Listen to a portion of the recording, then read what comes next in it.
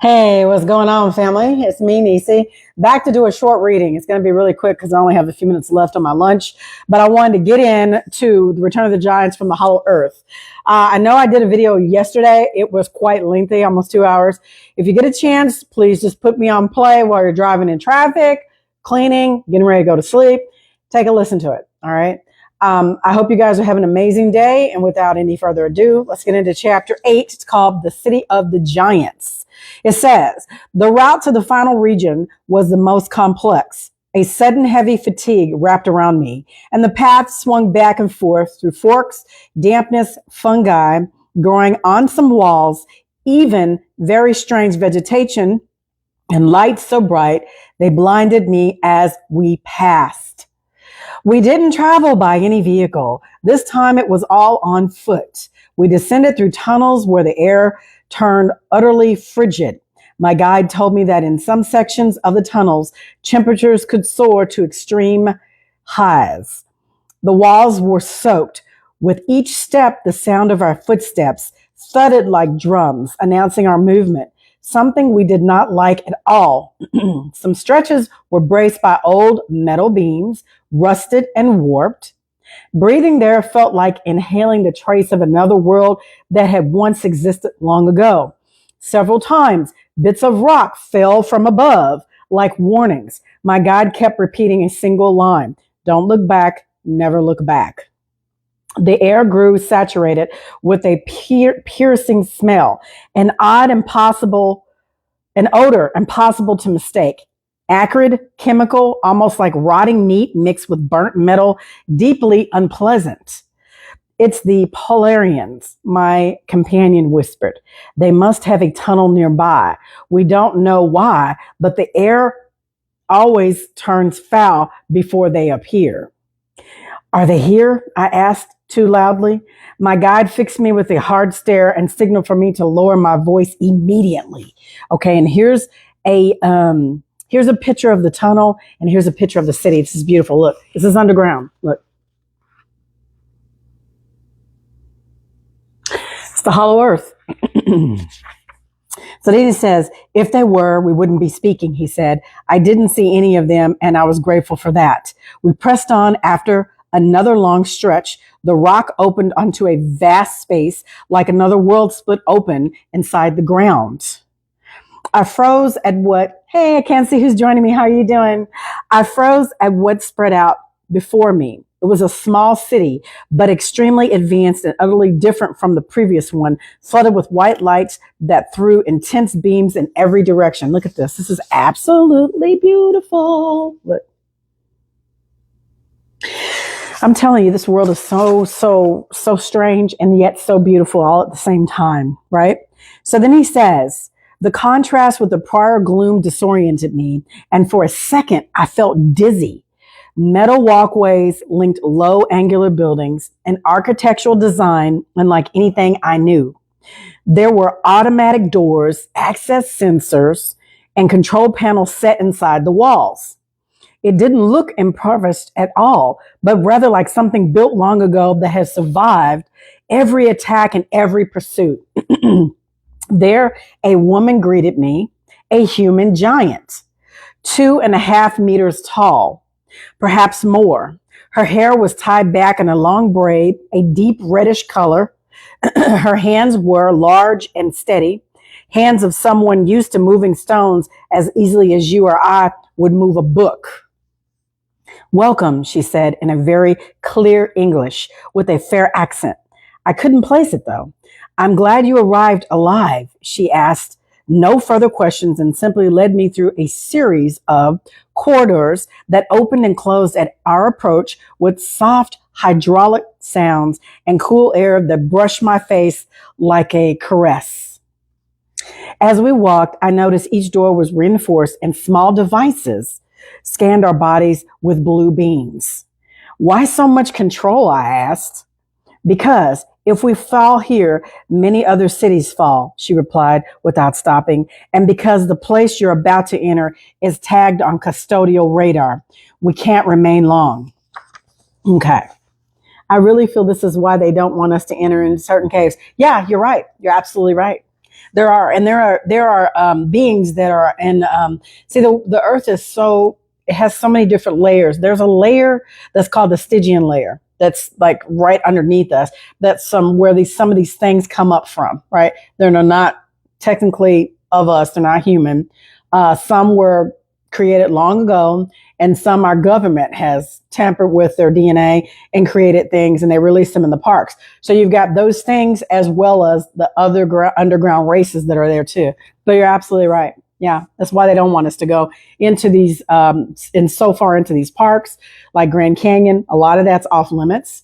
There are a lot of places that you have to question. Hey, if you live close to like a national park or to caves, you've heard stories, you've heard things, passed down, lore, tales, what have you, of strange sightings and things that people talk about that's up in the hills or the caves. I mean, I grew up in Louisville, Kentucky, and that takes me back to Mammoth Cave, Kentucky, where only so much of that cave has been explored, right? There's still so many levels that have not been, or quote unquote, they tell us it hasn't been, and they have it blocked off. I'm just saying. So you're absolutely right. You're absolutely right, for sure. Grand Canyon was my first thought. Yeah, it is. Yeah, they're hiding so much stuff from us. It's unbelievable. But I truly know that our time is growing shorter. Like everything is going to be revealed, and there's going to be a lot of people that's going to have a meltdown. That's why I have to look into that one. Yeah, you do. That's why I read about this stuff, because anybody who really wants to listen and learn and stuff like that, they may not have time or even thought about some of the books that I've shared. It's like very important for us to get a grasp around what's going on. What's the name of the one in Kentucky? Mammoth Cave, Kentucky. And it's beautiful. I did a tour there when I was younger. Yeah, you got to look it up. There's a lot of strange things that go on there too. So let me finish up this last part, and I'm almost ready to go back to lunch. I hope you're having a great day, Janissa. Okay, so it says, at first we entered a chamber lit by intense white light, emanating directly from the smooth walls. There at the center, I finally saw him, a monumental being. He stood well. I really appreciate you too. Anybody that has a critical thinking mind that can see things for what they really are. There's not a lot of people that are like that, believe it or not. It's really not. I've met a lot of great people here on social media that do have the same curiosity and look at things from a different perspective than most people. So it's really, really good. It's really refreshing to meet people like that. And I appreciate you too. So it says, sadly, you're right. Yeah, I know. Well, Alex says, you're pretty cool as a mom because you kind of raised us to be open-minded and you didn't try to force us into something, and it's like, you just gotta be who you are. You just gotta exist and be who you are. And I've always had an open mind because like, I've always known this stuff. It's like, it's always been in me to be, believe it or not, it really has. And it's fascinating to find other people that are like that can connect the dots. So it says, a monumental being, he stood well over 3 meters tall. Hey, can you look up what is 3 meters on your phone? How many feet is 3 meters? Alex is one of my favorite people on this earth. Yeah, he's pretty cool. Can you look it up really quick on your phone? And tell me what 3 meters tall is? I'm just curious how many feet that is. And says, and my gaze had to climb a long way to reach his great beard. His head was completely shaven, and his beard was dense, a vivid red with orange hues. His body was colossal. He looked carved from the rock itself. Let me see. My internet connection is spinning. Let's see. I hope I didn't lose you guys. Over 9 feet. Holy crap. 9 feet? Jeez, this guy is tall. Okay. He rose when he saw me. His eyes, deep and dark, fell on mine as if he could read every memory I had ever had. Welcome. It's been a long journey, he said in rough, gravely English. His voice was low and resonant, like a cavern rumbling around me. I'm glad to see you here. I'm sorry you've arrived under these circumstances, but you must understand we'll soon have to evacuate the site. He offered me a dark cup. Inside was a clear liquid. I didn't hesitate. I was parched. It was cold with a mineral taste, unfamiliar, but not at all unpleasant. Why am I here? I asked, my voice unsteadily. I had some idea from what my guide had told me, but I needed to hear it from him. And thank you for giving me that information on how tall he was, Janissa. The Anakin giant studied me for a long moment before answering. Because it's time you heard what has been hidden since before the last reset. And he says, and because you may be the one to carry this message back to the surface. I'm glad he made it back to the surface. He says, a chill ran through me. Everything I'd lived up to at the moment, the men in black hats, the tunnels, the hidden cities. Hey, Carolyn. The tunnels and the hidden cities seem to have led me to this instant, one that felt like it might slip. Let's see what it says. Slip away under the pressure of simply standing there before the great being. I understood that nothing would be the same after this. Now, this is a picture of what he looks like. Check this out. This is the guy that's over 9 feet tall. He looks like a rock statue.